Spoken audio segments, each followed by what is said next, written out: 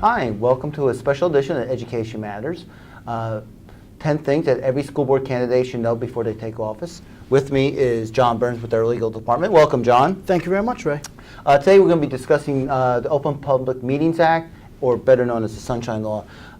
John, first of all, what is the Open Public Meeting Act, briefly? Briefly, the Open Public Meetings Act says that if a quorum or more of your board is gathered to discuss public business, then the public has a right to attend that meeting. And a quorum is a majority or more of the board members present. All right. Some people, if you're a school board candidate or any member of the public, Board of Education, and I should say, clarifying, all municipal bodies are following the same Sunshine Law. That is correct. The Sunshine Law applies not only to school boards, but also municipalities and other governmental bodies throughout the state. If you frequent or watch school board meetings or municipal meetings, sometimes they have what they call executive or closed sessions. The public's not seeing that or hearing that. Why is that, and what's in the executive closed session?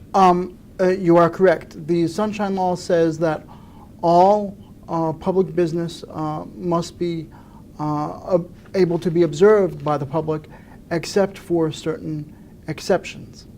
And the Sunshine Law says that for matters such as personnel, student matters, matters involving the sale of real estate, and some other exceptions, that those things can be discussed outside of public view. And the reason behind that is because there may be issues of confidentiality that come up there. For instance, if you're discussing a student matter, the student has a right to privacy with regard to his or her matter, whether it's a disciplinary matter or what have you. Similarly, if you're talking about an employee and you're talking about their performance, they have a right for that to be held in closed session out of public view, so that way their privacy interests are also protected. Two quick things.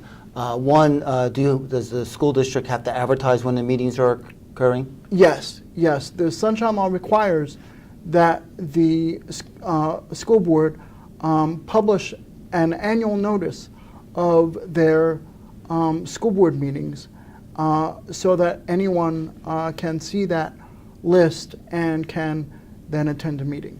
The second part of that is, in closed session, board members who are in closed session cannot discuss what happened in closed session, even with their spouses.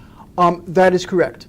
Under the Sunshine Law, they have a duty to keep confidential those matters that are discussed in closed session until such time as the reason for confidentiality has disappeared. For instance, if the school district is thinking about purchasing a piece of property, discussions about the price of that property and exactly where that property is located would be held in closed session, but certainly after the purchase has actually gone through, those closed session matters would then be part of the public record because the reason for confidentiality has now disappeared. John, we just spent a few minutes on the Sunshine Law and Open Public Meeting Act. If someone's a new school board member, should they talk to their board attorney to get, because we do programs that last an hour just on this subject, should they talk to their board attorney about clarifications on that? Most definitely. The school board members should always, without question, contact their board attorney whenever they have a question on matters of law.